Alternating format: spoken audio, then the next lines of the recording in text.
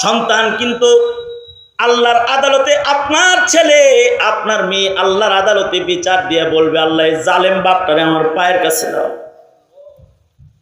এই বাবা আমারে কালেমার শিখায় নাই, এ বাবা আমারে বোরকা শিখায় নাই, এ বাবা আমাকে পর্দা শিখায় নাই, এই জালেম বাপে আমারে দিন শিখায় নাই, ধর্ম শিখায় নাই, এই জালেম বাপে আমারে দুরূদ শরীফ পড়া শিখায় নাই, এই জালেম বাপে আমার আখিরাত বরবাদ করেছে।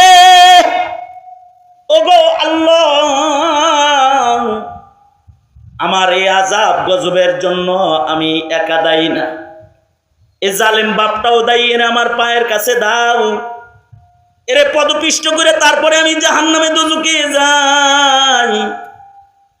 এহে পিতার কাফেলা, এহে মায়ের কাফেলা, এহে মুরব্বীদের কাফেলা। ও বড় ভাই, তোমার ছোট একটা ভাই আছে, এই বাপ তোমার একটা সন্তান আছে, ও পর্দার আড়ালের মা, তোমার একটা সন্তান আছে, যে সন্তানকে তুমি পেটে ধারণ করেছো। আল্লাহ তোমাকে নাজ নেয়ামতের ধন দিয়েছে, এই দুনিয়ার হায়াতে বিদায়ের আগে, মরণের আগে একটা ছেলেরে ইমানদার বানায়া যাও, তোমার একটা মেয়েকে দিনদার বানায়া যাও।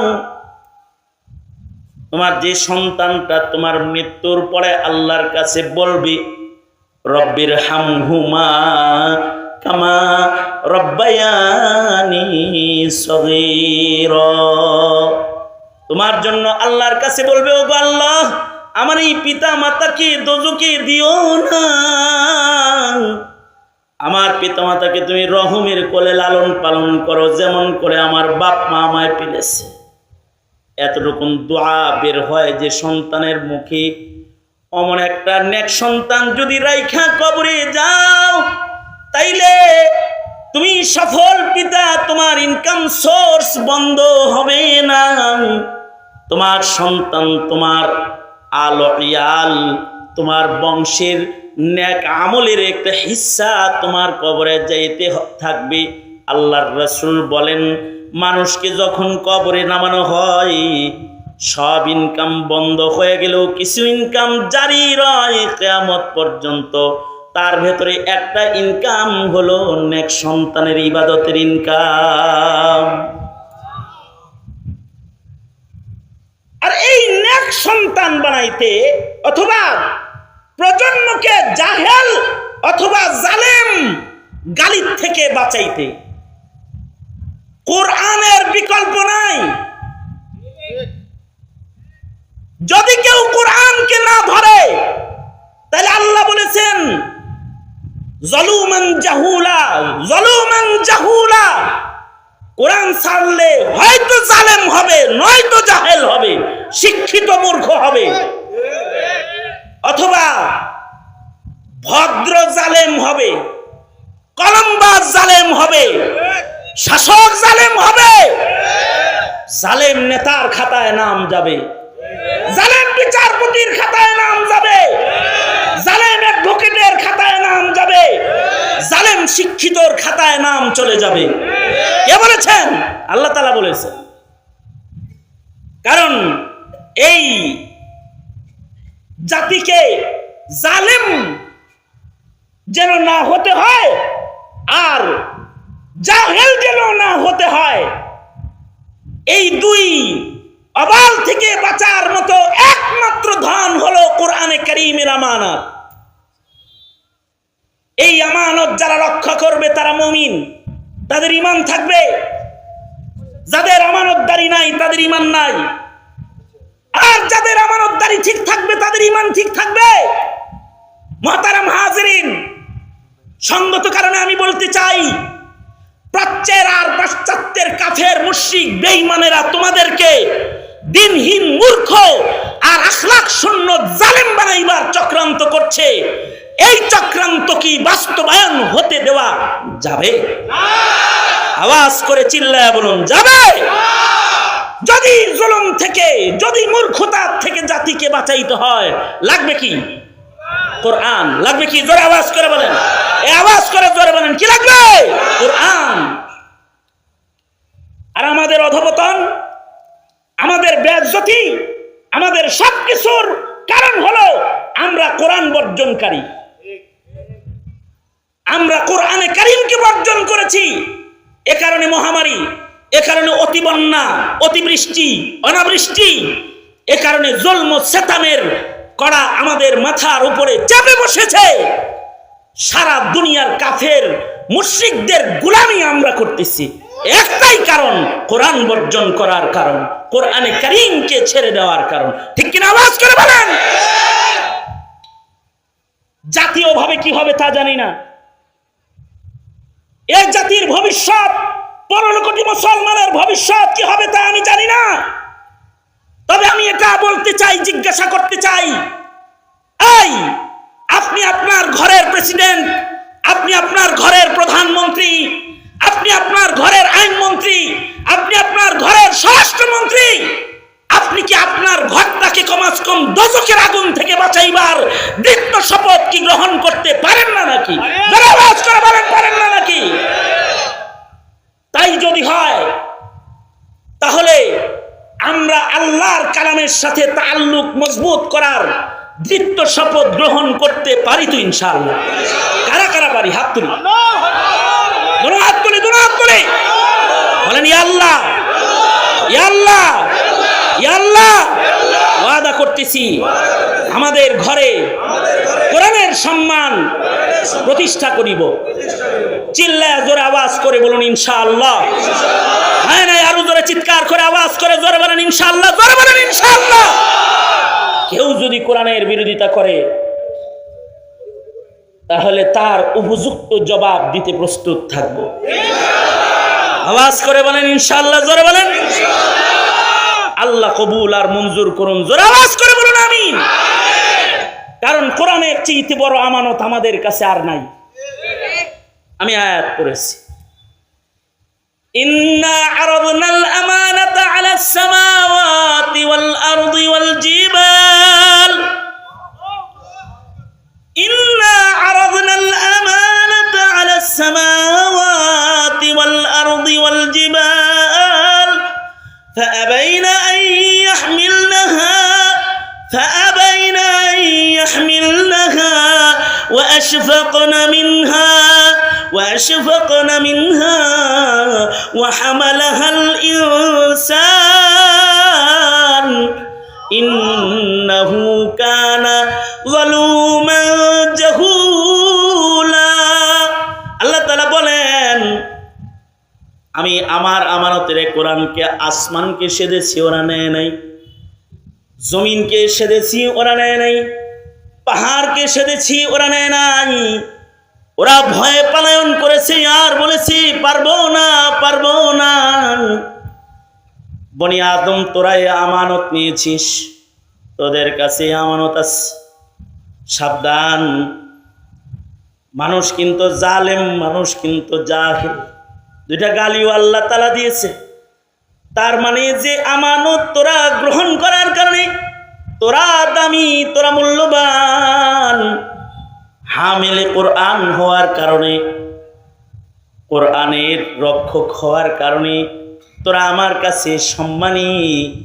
সাবধান, এই কোরআন বর্জন করে তোরা জাহিল হবি না। কোরআনের শিক্ষা থেকে দূরে গিয়ে দুনিয়ার সব শিক্ষা অর্জন করেও তোরা শিক্ষিত হইতে পারবি না। দেখতে মনে হবে শিক্ষার হার বেড়েছে, কিন্তু দেখবি আসলে পশুর হার বেড়েছে। পুরুষে পুরুষে বিয়া পাস করার হার বেড়েছে, দেখবি মদের লাইসেন্স হালাল করার হার বেড়ে গেছে, দেখবি ফ্রি সেক্সের হার বেড়ে গেছে, নগ্নতা বেহায়াপনার হার বেড়েছে, দেখবি সুশীল সমাজে জারজের সংখ্যা বেড়ে গেছে, জারজের সংখ্যা বেড়ে গেছে। দেখবি শিক্ষিতদের ভেতরে জেনা আর ব্যভিচার বেড়ে গেছে। নামে শিক্ষিত, আসলে মূর্খ। নামে হবে সেবক, আসলে হবে জালেম। দেখাবে ঋণ দিতেছি, কিন্তু আসলে চুষতেছে। দেখবি নামে হবে এরা সেবক, কিন্তু আসলে হয়ে যাবে জালেম। কোন জিনিস ছাইরা? কোরআন ছাইরা। আল্লাহ এই বসবে তোমরা, এই বসো। এমন সব এক জায়গায় করছো, ফাঁকা ফাঁকা করো, মানুষজন দেখা যায় না, ফাঁকা ফাঁকা করো।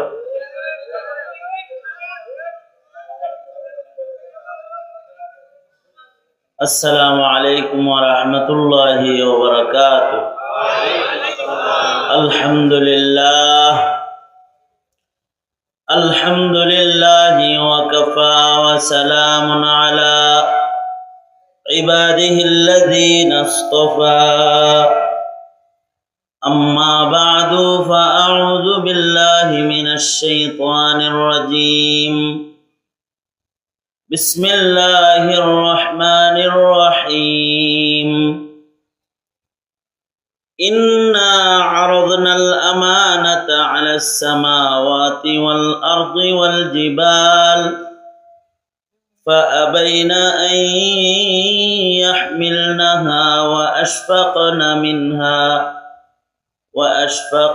منها وحملها الإنسان إنه كان ظلوما جهولا. وقال النبي صلى الله عليه وسلم تركت فيكم أمرين لن تضلوا ما تمسكتم بهما كتاب الله وسنة رسوله. وقال النبي صلى الله عليه وسلم لا إيمان لمن لا أمانة له أو كما قال عليه الصلاة والسلام. اللهم صل على محمد وعلى آل محمد كما صليت على إبراهيم وعلى آل إبراهيم إنك حميد مجيد. اللهم بارك على محمد وعلى آل محمد كما باركت على إبراهيم وعلى آل إبراهيم إنك حميد مجيد. بلغ العلا بكماله كشف الدجى بجماله حسنت جميع خصاله صلوا عليه وآله. بلغ العلا بكماله كشف الدجى بجماله حسنت جميع خصاله صلوا عليه وآله.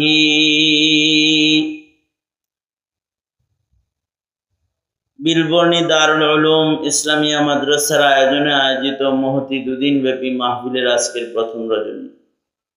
মোহতারাম সাদার, উপস্থিত হাজরাত, বুজুর্গ উলামায়ে কেরাম, সম্মুখপানে সমবেত দিন প্রিয়, ইসলাম প্রিয়, দিনদার ইমানদার মুমিন মুসলমান ভাইরা, বুড়া বাবারা, যুবক ভাইরা, পর্দার আড়ালের মা বোনেরা, বিশ্বজগতের মালিক, বিশ্ব প্রতিপালকের বিশ্ব দরবারে কালিমাতু শুকর যে মহান রব্বুল আলামিন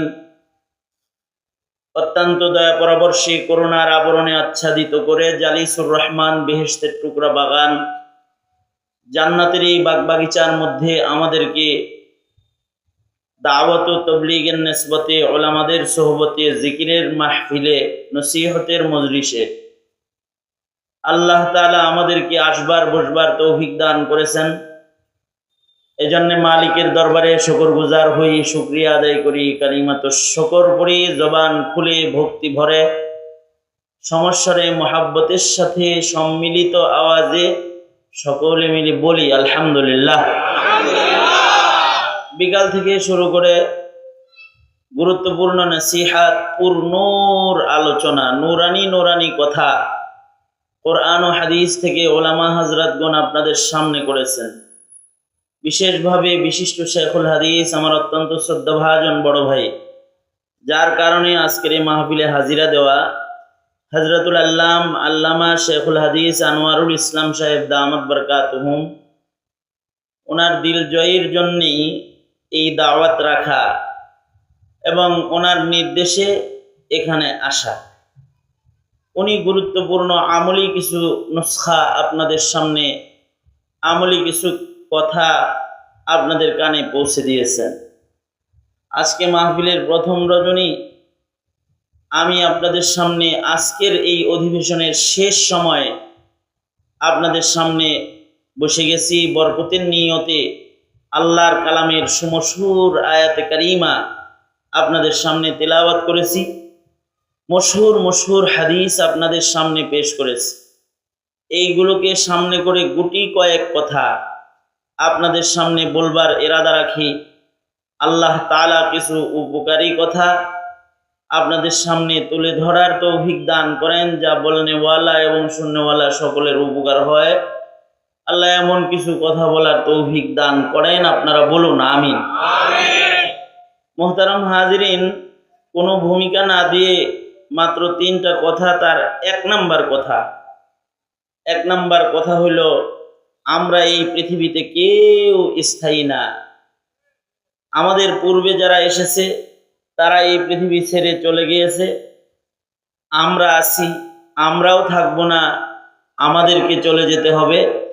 আমাদের পরে যারা এই পৃথিবীতে আগমন করবে তারাও স্থায়ী হবে না, তারাও এই পৃথিবী থেকে চলে যাবে। বস্তুত এই পৃথিবীটা আসলে স্থায়ী বসবাসের মতো কোনো জায়গা, বলেন জায়গা না। আপনারা, আমি জানি না, 2টা সাউন্ড বক্স যেহেতু আমার 2 কানে লাগানো আছে, আমি আমার কথা শুনতেছি, কিন্তু আপনারা কি সবাই আমার কথা শুনতেছেন কি না তা আমি জানি না। সুতরাং আপনারা যে আমার কথা শুনতে পাচ্ছেন, বুঝতে পারতেছেন, এটা বোঝার জন্য আমি যদি কখনো কিছু জিজ্ঞাসা করি তো মর্তিল্লাহান বসে না থেকে উত্তর দিয়ে, বুঝেন নাই কথাটা? তো একটু আওয়াজ দিলে, কিছু জিগাইলে কোয়েন মানে আমাকে টাঙ্গাইলে ভাষা আর কি, মানিকগঞ্জ তো কোয়েন, একটু জবান টবান খুইলেন, তাতে বোঝা যাবে যে আপনারা আমার কথাগুলো আত্মস্থ করতে পারতেছেন, বুঝতে পারতেছেন। তো মোহতারাম হাজরিন, দুনো হাত উপরে তোলেন তো, আঙুল খুলে দেন, এরকম নাড়াচাড়া দেন তো। এবার জবান খুলেন, আওয়াজ করে বলুন আল্লাহু আকবার। সর্বোচ্চ আওয়াজে, এই বাইরে সব ভাঙা ফেলাই তুমি একেবারে নড়াচড়া করলে। সোজা করেন, জবান খুলে আওয়াজ করে বলেন আল্লাহু আকবার, বলেন সুবহানাল্লাহ, আলহামদুলিল্লাহ, লা ইলাহা ইল্লাল্লাহ, আল্লাহু আকবার, আল্লাহু আকবার।